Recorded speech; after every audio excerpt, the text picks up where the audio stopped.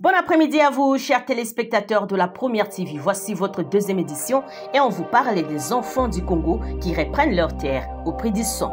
Compatriotes, les sols du Sud Kivu résonnent à nouveau sous le fracas des armes. Depuis l'aube de ce mardi, les violents affrontements opposent nos voyants FARDC et le Wazalendo Patriotes aux envahisseurs rwandais du M23 AFC déterminés à s'aimer la mort et la désolation sur notre terre. Grâce au courage et à la détermination de nos fils du Congo, les villages stratégiques de Bangwe, Moucheni, Bwenza et Moulende viennent d'être totalement récupérés. Ces victoires ne sont pas de simples avancées militaires, elles symbolisent la résistance d'un peuple debout face à l'agression étrangère, la défense de l'honneur et de la souveraineté nationale. Mais pendant que nos héros avancent, l'ennemi, dans sa lâcheté habituelle, s'en prend aux civils innocents. Une bombe lâchement larguée sur Kisisile vient de faucher plusieurs vies congolaises. Les hommes, les femmes, les enfants tombés simplement parce qu'ils sont nés sur la terre du Congo. Les blessés, grièvement atteints, ont été transportés d'urgence à l'hôpital général de Rutshuru où le médecin lutte pour les sauver. Les sangs de nos martyrs crient justice.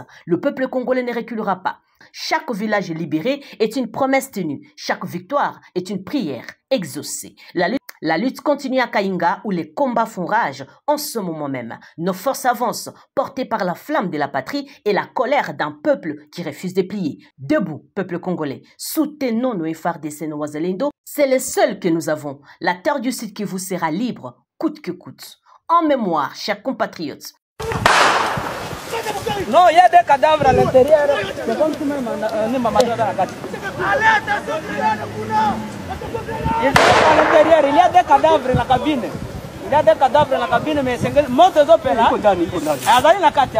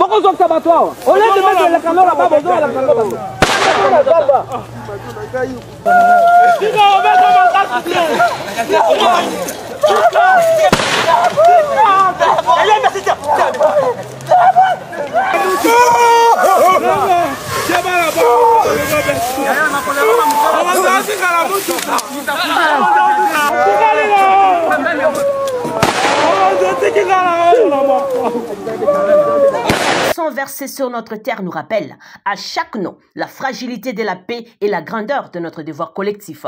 Des femmes, les hommes, les enfants ont payé les prix ultimes pour que nous restions sur cette terre qui nous lie, la terre de nos ancêtres, la terre du Congo.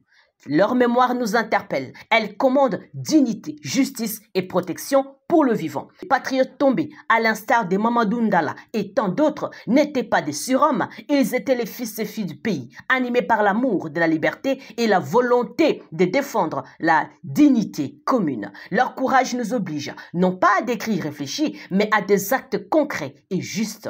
Honorer leur sacrifice, c'est d'abord protéger les familles endeuillées, soigner les blessés et réclamer que la justice fasse la lumière sur ces crimes. La patrie n'est pas un trophée à céder, elle est une responsabilité responsabilité partagée. Cette responsabilité prend des formes simples mais puissantes. Accompagner les déplacés, soutenir les ONG et des structures locales, exige des autorités, des mesures de protection efficaces, promouvoir la cohésion sociale et rester ferme sur le respect des droits et des institutions. Nous devons également cultiver les dialogues, la vigilance citoyenne et le respect de la loi. La paix durable s'enracine dans la justice, la vérité et la concertation. Les rancœurs et les haines se soignent par la parole et par des politiques inclusives qui protègent chaque communauté. Que la mémoire de nos martyrs devienne les socles d'une action digne et mesurée.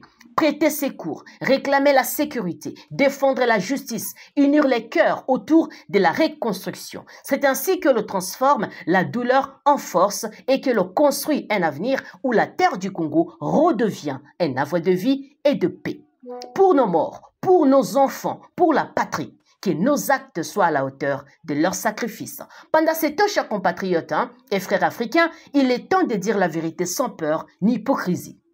Les drames qui traversent la région des Grands Lacs trouvent sa racine dans l'absence d'un véritable dialogue inter-rwandais. Depuis 3 décennies, les silences imposés, la peur et la manipulation politique ont étouffé les voix du peuple rwandais lui-même. Hutu comme Tutsi, deux composantes d'une même nation aujourd'hui divisées par la méfiance, la douleur et les blessures du passé. Le Rwanda doit regarder en face sa propre histoire. On ne peut pas éternellement fuir ses contradictions internes en exportant la guerre chez le voisin, en armant des groupes rebelles ou en accusant les autres peuples. La paix ne viendra jamais par la force, ni par la domination, mais par la vérité, la réconciliation et les dialogues entre Rwandais. Le peuple du Congo, du Burundi et de l'Ouganda souffre depuis trop longtemps. Ces conséquences d'un manque de cohésion au Rwanda, ces ingérences répétées, ces déstabilisations régionales sont des fruits amers d'un État qui refuse d'ouvrir un espace sincère de parole à ses propres citoyens. Oui, il faut un dialogue Hutu-Tutsi, un dialogue franc, courageux et fraternel qui permettent au Rwanda de se reconstruire sur des bases solides, d'apaiser les cœurs et de redonner au peuple rwandais la possibilité de respirer. Car dans toute famille, il y a des problèmes, mais il y a un moment où il faut s'asseoir, parler et se comprendre. Tant que ces dialogues n'aura pas lieu, les plaies resteront ouvertes et les voisins continueront d'en payer le prix.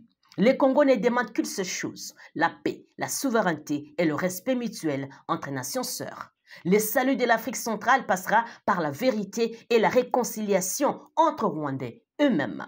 Pendant ces temps, chers compatriotes, dès la première TV, on vous parle des nouvelles attaques, sanglantes d'ailleurs, des ADF. Nous sommes à Lubero. Le territoire de Lubero a de nouveau été plongé dans l'horreur. Les bilans de l'attaque attribuée aux rebelles islamistes ADF, perpétrée dans la nuit du dimanche 12 au lundi 13 octobre dans la localité de Mukondo, à environ 20 km de Maïba, s'est alourdi. 19 civils ont été tués selon un nouveau décompte confirmé par les autorités locales. Une attaque nocturne d'une extrême violence. L'assaut a été lancé vers 2 h du matin alors que les habitants dormaient. Les assaillants lourdement armés ont fait éruption dans plusieurs maisons, exécutant froidement hommes, femmes et enfants. En plus des pertes humaines, les dégâts matériels sont considérables. Dans la localité voisine de Vuyinga, plusieurs habitations ont été incendiées tandis que 2 boutiques ont été pillées puis brûlées. Un nouveau assaut contre les secouristes. Au petit matin, les jeunes volontaires ont tenté de récupérer les corps des victimes pour les enterrer dignement. Mais ces équipes de secours ont à leur tour été prises pour cible lors d'une seconde incursion des ADF. Cette attaque n'a heureusement pas fait de mort, mais un volontaire a été grièvement blessé par balle, selon le chef du groupement Manzia et l'administrateur militaire de Lubero. Qu'est-ce qui se passe à Nairobi, chers compatriotes? En ce lundi 14 octobre, la capitale kenyane, Nairobi, est devenue le théâtre d'un événement politique d'envergure, les conclaves de l'opposition congolaise en exil, convoqués et dirigés par l'ancien président Joseph Kabila Kabange. Cette initiative intervient dans un contexte de crise sécuritaire majeure en République démocratique du Congo, marquée par la persistance des offensives du 123 RDF dans l'est du pays et la montée des tensions politiques internes. Selon plusieurs sources, Moïse Katumbi, Martin Fayulu, Délice Sanga et Jean-Marc Kabound n'ont pas répondu à l'appel de Kabila. En revanche, plusieurs figures issues de l'ancien Front commun pour le changement FCC ont fait les déplacements. José Makila, Raymond Chibanda, Moïse Nyarugabo, Néhémie Mouilania, Patient Saïba, Félix Kabange-Numbi, Joseph Moukoumandi, Franck Diongo ainsi que Matata Mapon, ancien Premier ministre condamné à 10 ans de prison et réapparu à cette occasion après plusieurs mois de silence. Ces rassemblements organisés sous la direction de Joseph Kabila Kabange lui-même, condamné à mort par la justice militaire congolaise pour trahison, apologie du terrorisme et participation à un mouvement insurrectionnel, soulèvent de nombreuses interrogations. Pour ses partisans, Kabila demeure un ancien chef d'État injustement persécuté, porteur d'une vision et de l'unité nationale. Pour ses détracteurs, cette initiative est une tentative de retour sur la scène politique par la voie de l'exil. Dans un moment où le pays lutte contre l'agression étrangère, les enjeux de ces conclaves durant 2 jours. Les opposants présents devraient définir une ligne commune autour des récompositions de l'opposition congolaise, mais aussi analyser la situation sécuritaire du pays. L'opposition plaide depuis plusieurs mois pour un dialogue national inclusif sous la médiation de confessions religieuses afin de restaurer la cohésion nationale et relancer un processus de paix durable. Mais le président Félix Antoine Tshisekedi Tshilombo reste ferme. Pas de dialogue tant que l'agresseur n'est pas clairement désigné et condamné. Alors que les discussions officielles entre le gouvernement congolais et la rébellion de l'AFC 123 se poursuivent à Doha, cette initiative menée depuis Nairobi soulève des craintes de diplomatie parallèle et de divisions supplémentaires au sein de la classe politique congolaise. Pour beaucoup d'observateurs patriotes, le moment n'est pas à la dispersion, mais à l'unité nationale autour de l'armée et de la souveraineté du pays. Le Congo traverse une période critique. Face à l'agression étrangère, les ambitions personnelles et les calculs politiques doivent céder la place à la solidarité nationale et à la défense de la patrie. Car aucune alternance, aucun dialogue, aucune opposition ne peut avoir de sens sur une terre occupée ou tout simplement ensanglantée par l'ennemi. L'heure n'est plus au conclave, mais à la résistance et à la renaissance du Congo.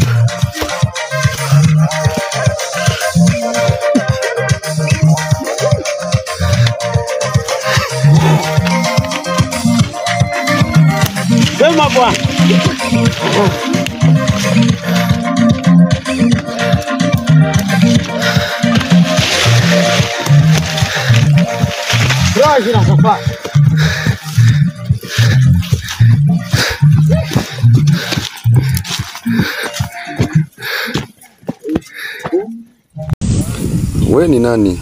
Ni Adolphe. Adolphe. Ndio hapana. Ulikuwa muka gani? Nilikuwa FARDC. Ndio. Niko FARDC tu FARDC. Ndio na weye? Na mimi. Wewe jina? Bope Nikobi. Bope. Bope. Ni wote mlikuwa muinite moya? Mu FARDC muinite moya. Ndio. Na weye jina? Ni Kote Gilbert. Kote Gilbert. Okay. Mbongo Kwete. Ulikuwa mu FARDC na weye? Sasa mulitoka mu FARDC mukekuya ukubambo, mulipita njia za wapi? Tubeba monje ya tulikuwa bafunga njo. Tulikuwa bafunga. Siafani na hiyo lingana.